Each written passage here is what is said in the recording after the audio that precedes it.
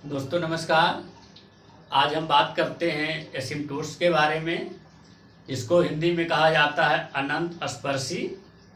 आज उसी के बारे में हम चर्चा पर चर्चा करेंगे और जानने का प्रयास करेंगे एसिम्प्टोट्स में कितने प्रकार के क्वेश्चन बनते हैं और किस क्वेश्चन का एसिम्प्टोट्स निकल सकता है, किस कर्व का एसिम्प्टोट्स निकलता है, किस कर्व का एसिम्प्टोट्स नहीं निकलता है। सब के बारे में एक एक करके हम जानने का प्रयास करते हैं। तो एसिम्प्टोट्स के बारे में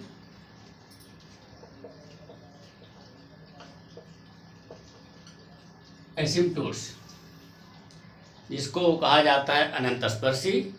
एसिम्प्टोट्स जो जिस कर्व का निकलता है वो होता है open curve.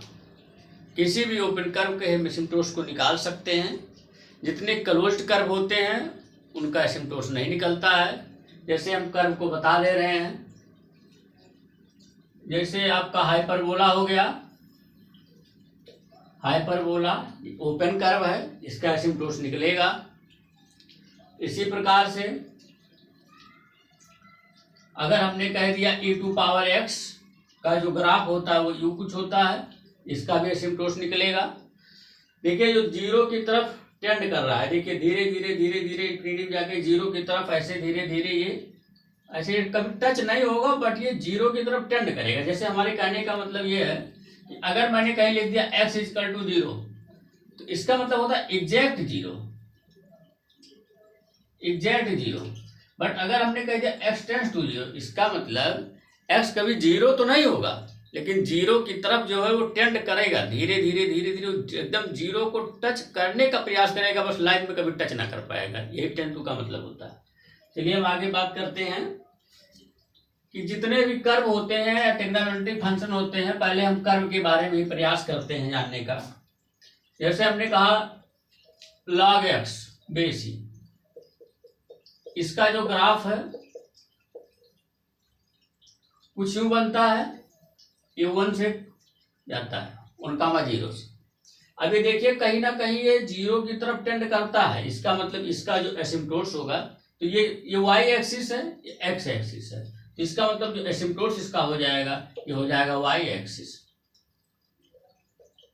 y axis lx log x बेसी का जो एसिम्प्टोट्स हो जाएगा वो क्या हो जाएगा, y एक्सिस हो जाएगा।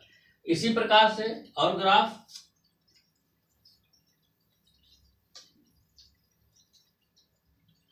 जैसे हमने कहा अगर हम इसके बारे में बात करते हैं sin x के बारे में, तो sin x का ग्राफ कुछ ऐसे बनता है। sin x का ग्राफ देखिए कभी भी ये जीरो की तरफ टेंड नहीं होगा, ऐसे ही बढ़ता चला जाएगा, इसका कभी भी कोई एसिम्प्टोट्स नहीं बनेगा। इसी प्रकार से cos x का भी कोई एसिम्प्टोट्स नहीं बनेगा। अब हम tan x की बात करते हैं। tan x f(x) = tan x, तो tan x का जो ग्राफ बनता है ध्यान दीजिएगा, 0 π/2 π 3π/2 2π एंड समान, -π/2 -π एंड समान। इसका जो ग्राफ बनेगा ऐसा कुछ बनेगा।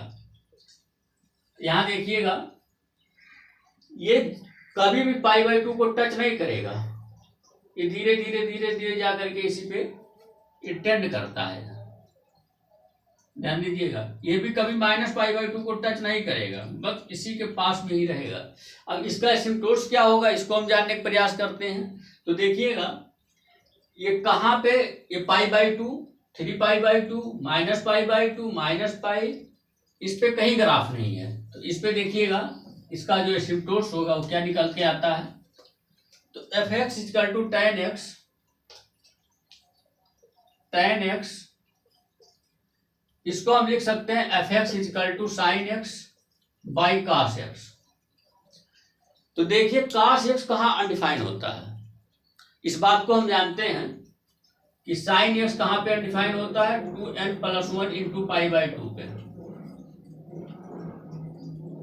सॉरी cos x कहाँ पे अनडिफाइन होता है, 2n+1 इंटू पाई बाई 2 पे, और साइन एक्स कहाँ पे होता है, n पाई पे होता है। तो जहां पे अनडिफाइंड होगा वहीं पे इसका असिम्प्टोट्स बनेगा, क्योंकि वहीं पे ग्राफ टेंड करेगा। तो इसका मतलब ये होता है कि जो tan x का एसिम्प्टोट्स होगा वो क्या हो जाएगा, tan x, देखिए sin x by cos x he undefined होता है, और cos x कहाँ पे अनडिफाइंड होता है, 2n+1 इंटू पाई बाई 2 पे। इसका मतलब जो tan x का एसिम्प्टोट्स होगा, एसिम्प्टोट्स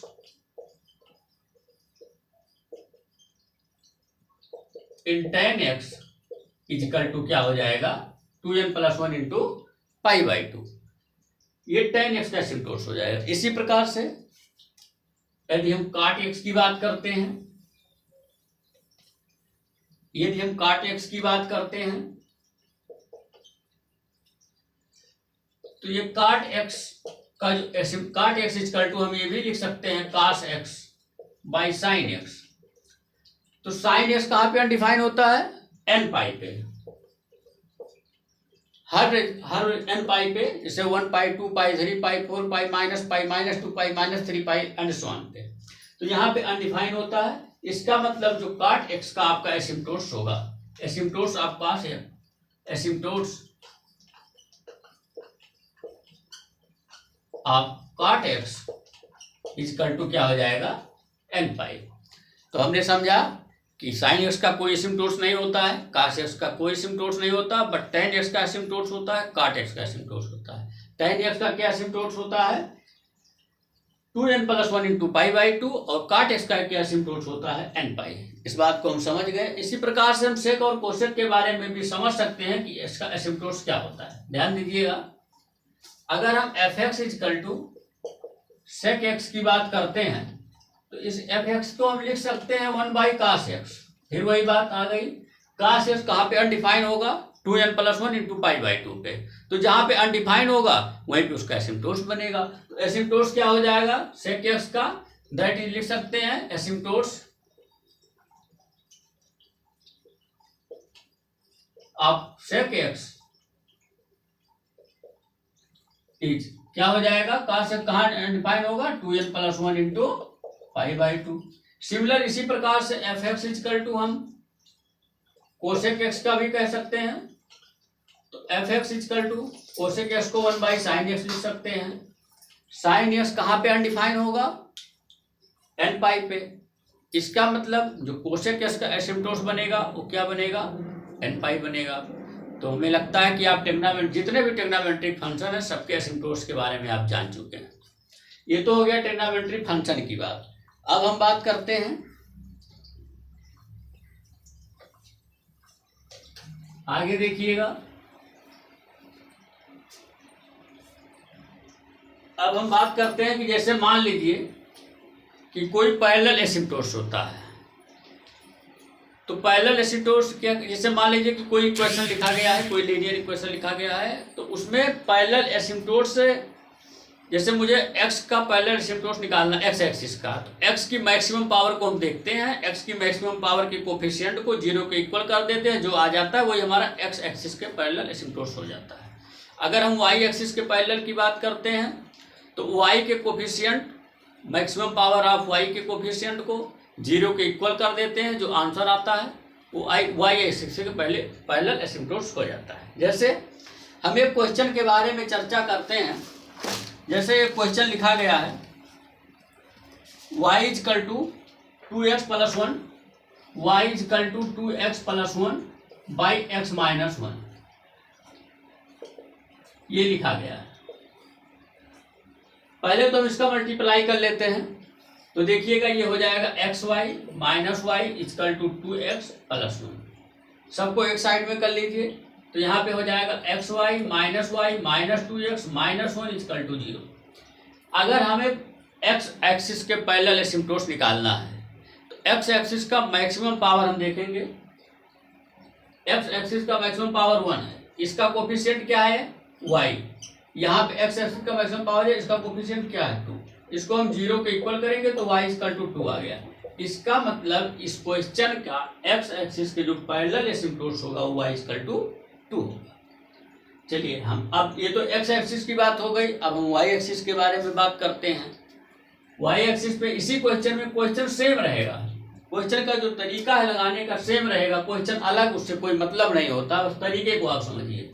इसी में देखिए इसके multiply X Y minus Y equal to 2x plus 1, इधर लाएंगे X Y minus Y minus 2x minus 1 equal to 0। यदि हम वाई एक्सिस के पैरेलल एसिम्प्टोट निकालते हैं तो अब हम वाई एक्सिस के मैक्सिमम पावर देखेंगे, तो वाई एक्सिस का मैक्सिमम पावर क्या है? -1। ध्यान दीजिएगा, वाई एक्सिस का पावर 1 है, इसका कोफिशिएंट क्या है? -1। और कहीं है कुछ वाई की और पावर? देखिए वाई एक्सिस की क्या है, यहाँ पे देखिए x है, y का मैक्सिमम पावर 1, यहाँ भी 1, y एक्सिस का कोफिशिएंट x माइनस इसका कोफिशिएंट 1, इसको हम 0 के इक्वल करेंगे तो x इक्वल टू 1। इसका मतलब ये जो आया ये y एक्सिस के पैरेलल एसिम्प्टोट आ गया। तो हमारी बात को आप समझ गए होंगे कि जो x एक्सिस के पैरेलल एसिम्प्टोट निकालना है तो x एक्सिस के मैक्सिमम कोफिशिएंट को, जो मैक्सिमम कोफिशिएंट इक्वेशन में दिया गया है उसके कोफिशिएंट को 0 को इक्वल कर देंगे, x एक्सिस के पैरेलल एसिम्प्टोट निकल जाएगा। लेकिन यदि हमको y एक्सिस के पैरेलल एसिम्प्टोट निकालना है तो y एक्सिस का मैक्सिमम पावर के कोफिशिएंट को 0 को इक्वल कर देंगे, वो y एक्सिस का एसिम्प्टोट निकल जाएगा। अब हम बात करते हैं, इसमें एक आता है ऑब्लिक एसिम्प्टोट। तो ऑब्लिक एसिम्प्टोट भी 2 प्रकार के होते हैं, देखिएगा ऑब्लिक एसिम्प्टोट भी 2 प्रकार के होते हैं। उसमें एक ऐसा इक्वेशन आपको देगा, बात को समझने का प्रयास करिएगा, उसमें एक ऐसा इक्वेशन देगा कि जिसमें m की वैल्यू जब हम निकालेंगे तो हो सकता है कि m की वैल्यू अलग अलग निकले। एक ऐसा भी इक्वेशन देगा कि जब हम m की वैल्यू को निकालते हैं तो हो सकता है m की वैल्यू 2 वैल्यू 3 वैल्यू सेम भी आ जाए। तो उसमें अलग अलग कंडीशन होते हैं ऑब्लिक में। ऑब्लिक के हम क्वेश्चन को समझने का प्रयास करते हैं और एक क्वेश्चन के माध्यम से समझने का प्रयास करते हैं, तो मुझे लगता है ज़्यादा अच्छे से समझ में आएगा। चलिए हम एक क्वेश्चन लिखते हैं ऑब्लिक का, जैसे लिखा है Y cube minus 2xy square minus x square Y plus 2x cube plus 3y square minus 7xy plus 2x square plus 2y plus 2x plus 1 equal to 0। ये क्वेश्चन है। इस क्वेश्चन को ऑब्लिक एसिम्प्टोट्स क्यों कहते हैं इसको समझने का प्रयास करिएगा। क्यों नहीं हम इसको x एक्सिस के पैरेलल और y एक्सिस के पैरेलल क्यों नहीं इसको सॉल्व कर सकते हैं, क्या रीजन है, पहले उसी को हम समझ लीजिए फिर हम ऑब्लिक पे आते हैं। देखिए y एक्सिस के मैक्सिमम पावर क्या है? 3, और यहाँ पे कहीं y पे देखिए मैक्सिमम पावर 3 नहीं, तो इसका जो कोफिशिएंट है 1 है। चूंकि ये कांस्टेंट है इसलिए कभी पैरेलल एसिम्प्टोट्स ना निकल पाएगा, तो इसके लिए हमें मेरी मजबूरी है कि ये ऑब्लिक एसिम्प्टोट्स ही इसका निकलेगा। अब देखिएगा ऐसे क्वेश्चन को सॉल्व करने के लिए हम सीधा सीधा इसमें x इक्वल टू 1 और y equal to m put करते हैं। क्या करते हैं, जो प्रोसेस है सॉल्व करते हैं, put x equal to 1 y equal to m। इस पूरे क्वेश्चन में x इक्वल टू 1 और y इक्वल टू m जब पुट करते हैं तो देखिएगा पहले हम मैक्सिमम पावर को करते हैं। तो जैसे मैक्सिमम पावर हमने इसको 5, देखिए मैक्सिमम पावर 3 है, 3 को ले लिया तो 3 वाला y के जगह पे m होगा तो m क्यूब हो जाएगा, माइनस 2xy स्क्वायर, x के जगह पे 1 y के जगह पे m तो माइनस 2m स्क्वायर हो जाएगा, माइनस x के जगह पे 1 और y के जगह पे m तो माइनस m हो जाएगा, और प्लस x के जगह पे 1 तो प्लस 2।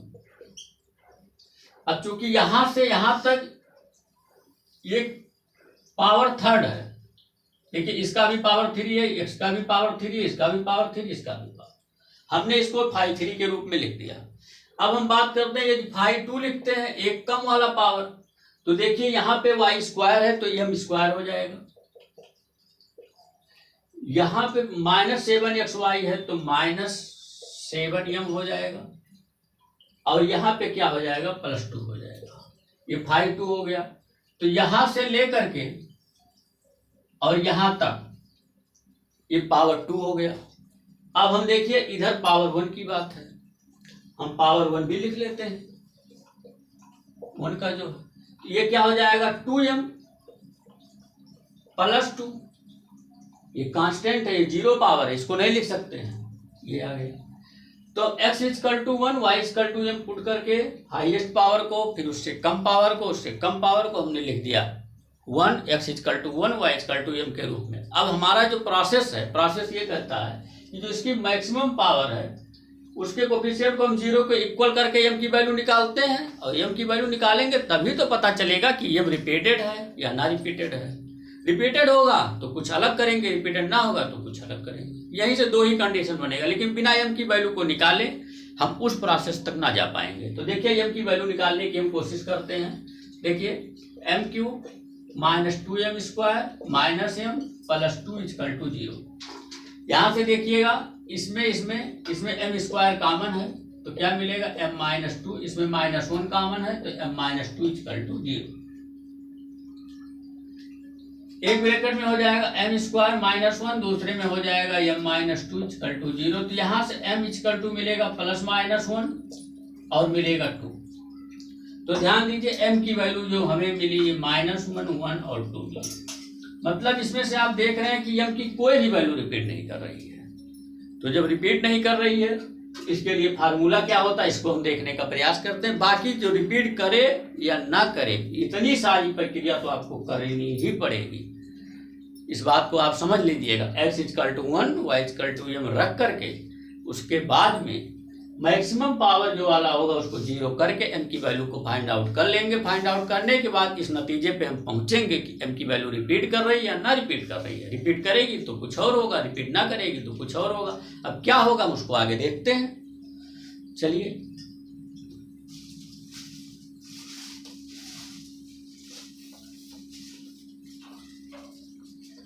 यदि if m is not repeated,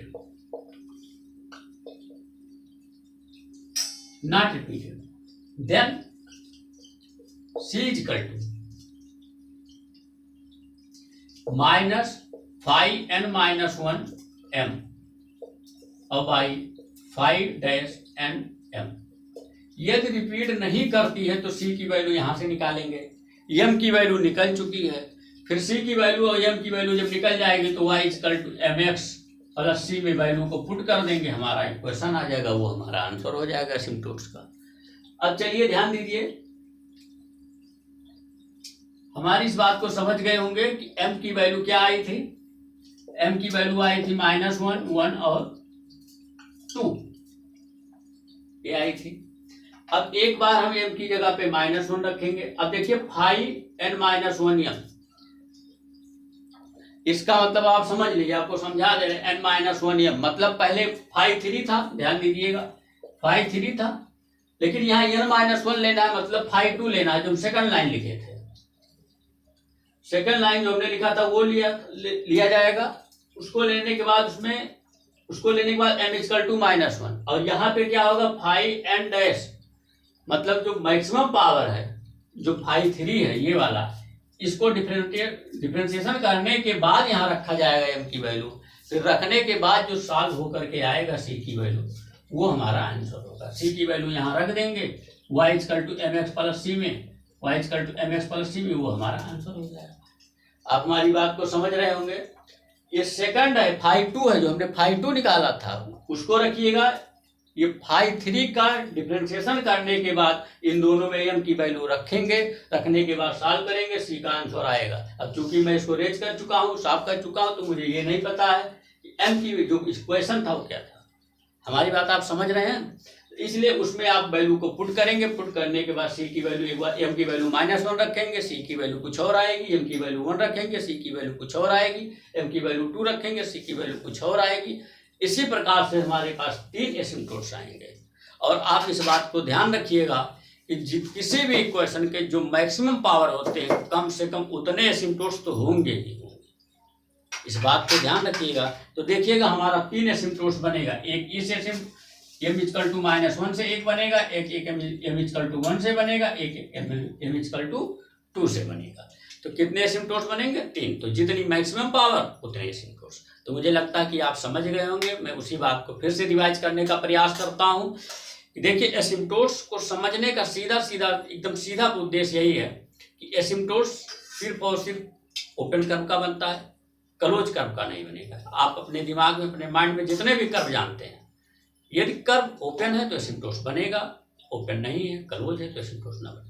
दूसरी बात, पैरेलल एसिम्प्टोस के बारे में बात करेंगे। किसी भी एसिम्प्टोस के पैरेलल, एक्स एक्सिस के पैरेलल निकालना तो एक्स के मैक्सिमम पावर के कोफिशिएंट को 0 के इक्वल कर देंगे, एक्स एक्सिस के पैरेलल एसिम्प्टोस निकलेगा। यदि वाई एक्सिस के मैक्सिमम पावर के कोफिशिएंट को 0 करेंगे तो वाई एक्सिस के पैरेलल एसिम्प्टोस निकलेगा।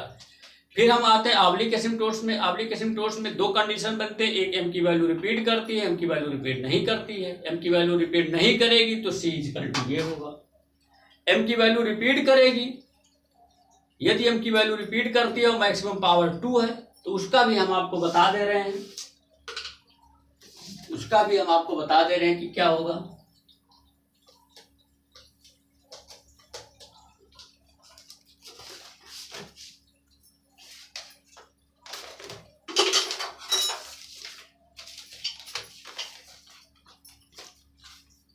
तो ध्यान दीजिए, यदि वैल्यू रिपीट करती है तो C square by factorial 2 five double dash M, C square by factorial 2 5 double dash N M plus C by factorial 1 5 dash N minus 1 M plus 5 N minus 2 M equal to 0।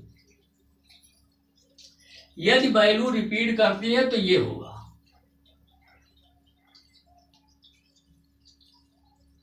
ध्यान दीजिएगा, इसका मतलब phi का 2 बार differentiation करने के बाद M की value रखेंगे, इसका मतलब फाई को 1 बार डिफरेंशिएशन करने के बाद, और किसका डिफरेंशिएशन करेंगे, एन माइनस 1 का मतलब फाई 2 का, इसका डिफरेंशिएशन करने के बाद फिर एम की वैल्यू रखेंगे। इसी प्रकार से इसको डिफरेंशिएशन करने के बाद इसमें डिफरेंशिएशन नहीं होगा, एन माइनस 2 रखे, एम की वैल्यू रखे, आपको यहाँ से सी की वैल्यू निकलेगी।